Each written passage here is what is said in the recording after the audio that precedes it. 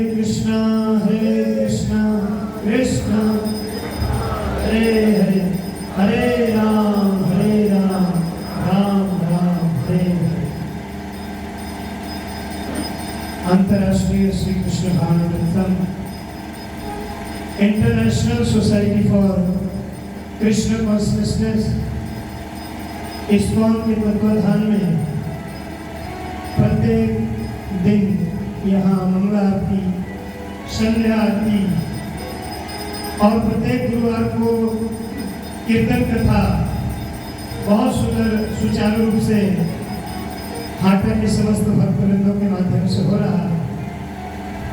तो मैं सर्वप्रथम हाटा नामहट इस्कॉन सेंटर के सभी भक्तों का हृदय से धन्यवाद करता हूँ कि आप लोग तन मन धन ये तीनों को इतने सुंदर ढंग से आपने यहाँ हाटा सेंटर में लगाया है।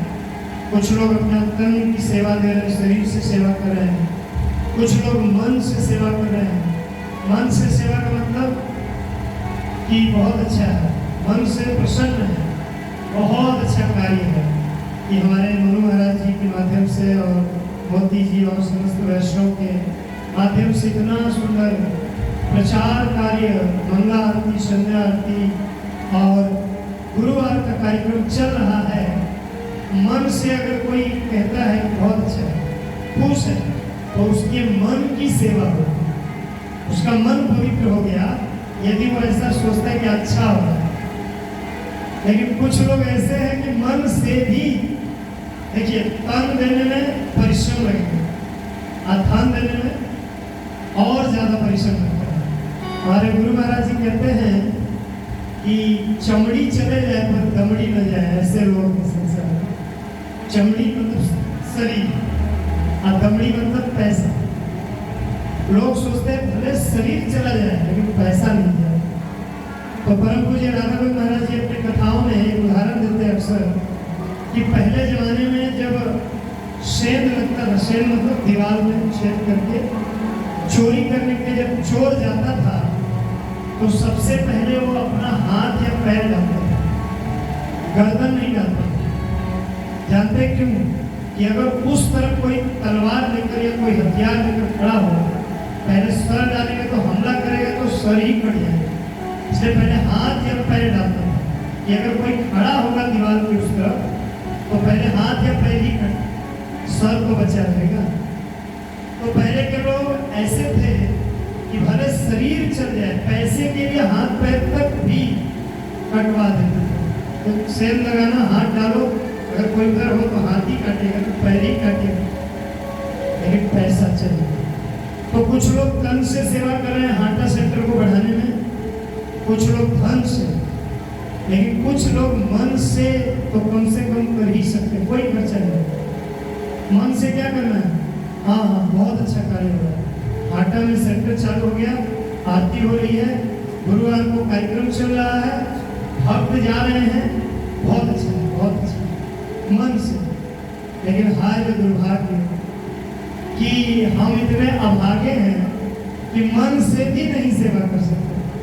मैं नाम नहीं लूंगा, आज मुझे किसी का फोन है तो बोले कि अरे आपके हाटा में रघुनाथ दास जी अपने जगन्नाथ जी को अपने कपार से मोती जी के कपार पर पटक दिया। देखिए ऐसे उस व्यक्ति की बुद्धि है, मतलब मन से भी वो सेवा नहीं कर सकता। उसका कहने का मतलब ये था हमको कि अपना बोझ रघुनाथ दास प्रभु मोती जी के सर पर पड़ा। अब देखिए कितना गलत है कि नहीं मन से विचार। इसको अगर हम अनुकूल लें तो सौभाग्य है, मोती प्रभु जी कहा कि जगन्नाथ जी की सेवा मिले। जैसा अभी मनु महाराज जी कुछ देर पहले बताया कि हमारे मोती जी कितना सुंदर सेवा कर रहे हैं। तो मन से भी हमारा दुर्भाग्य है कि हम किसी का प्रशंसा नहीं कर सकते। अब दो चीज है, जगन्नाथ जी को इनके सर पर अपना बोझ किसी ने रख दिया, बताइए कितना गलत है, सुनने में भी कितना खराब है। अब बोलने वाले के मन में क्या चल रहा होगा किसी की सोचिए। तो मैं उनको बोला कि हाटा में वैष्णव अपराध आप लोग कर रहे हैं, इसलिए आपकी स्थिति है, इतना बोलकर फोन काट दिया।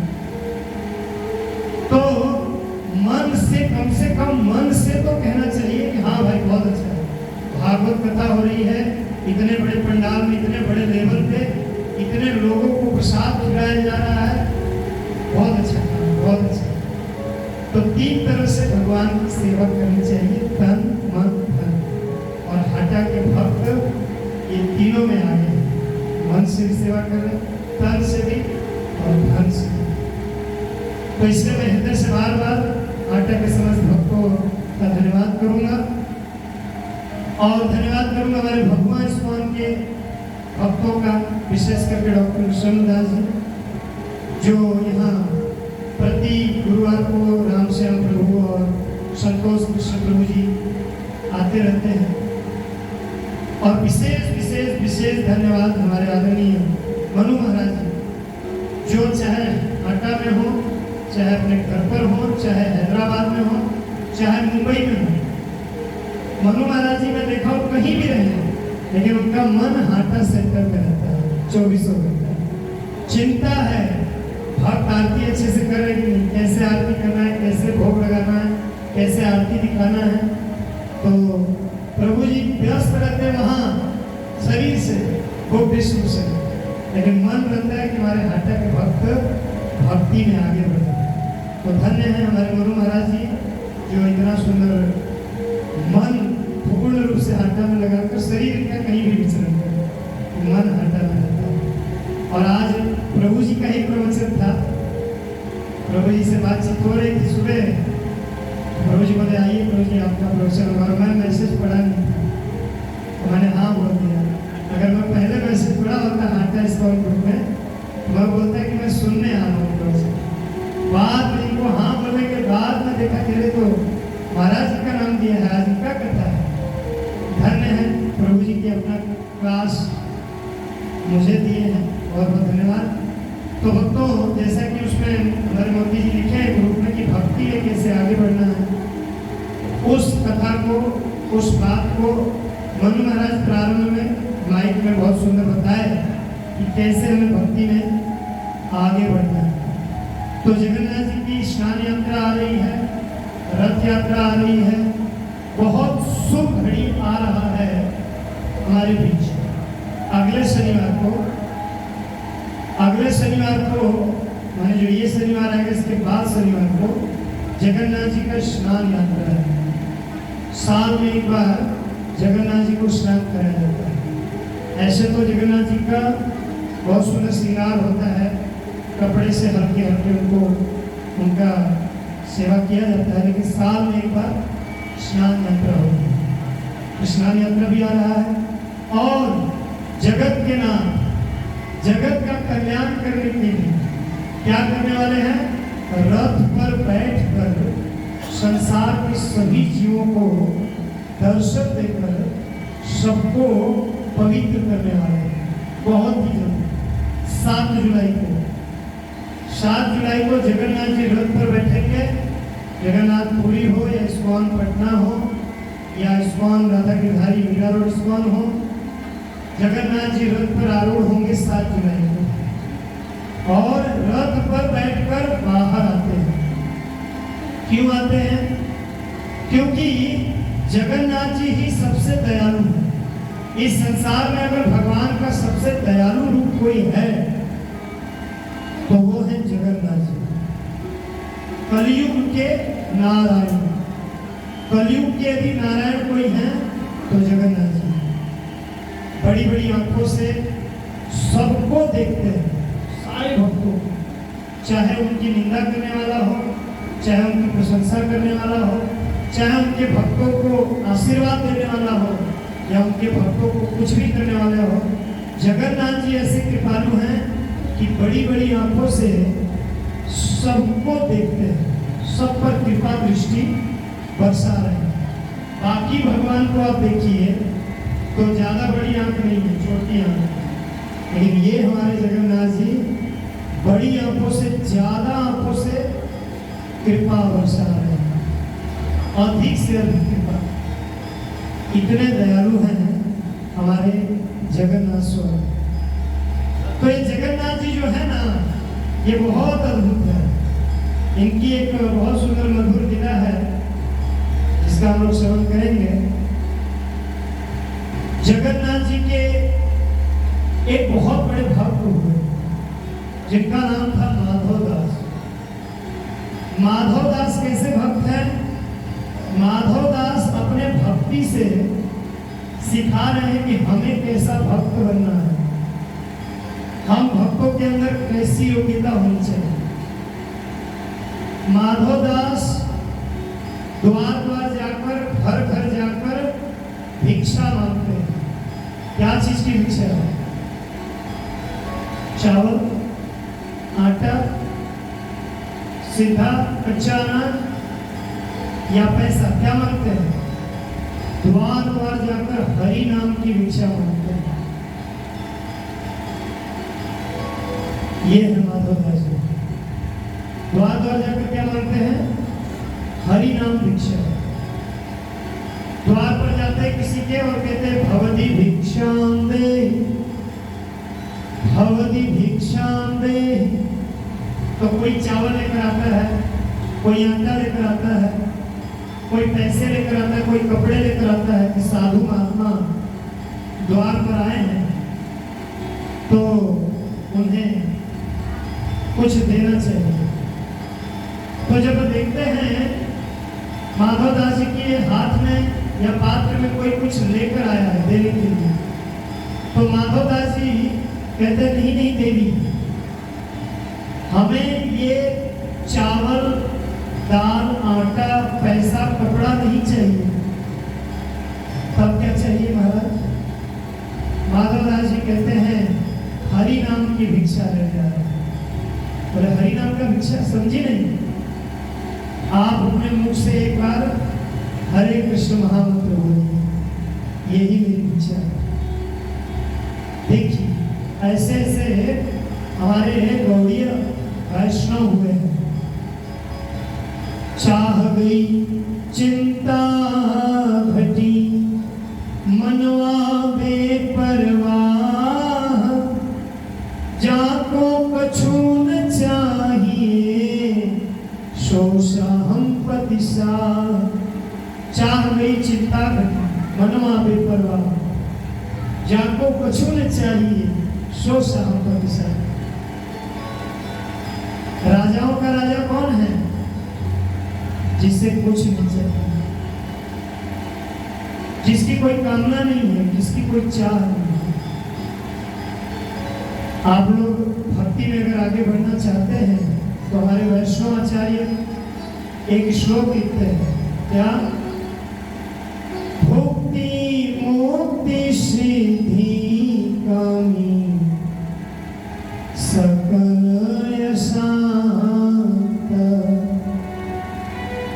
भक्ति मुक्ति सिद्धि कामी सकल यशांत। कृष्ण भक्त निस कम अतएव शांत।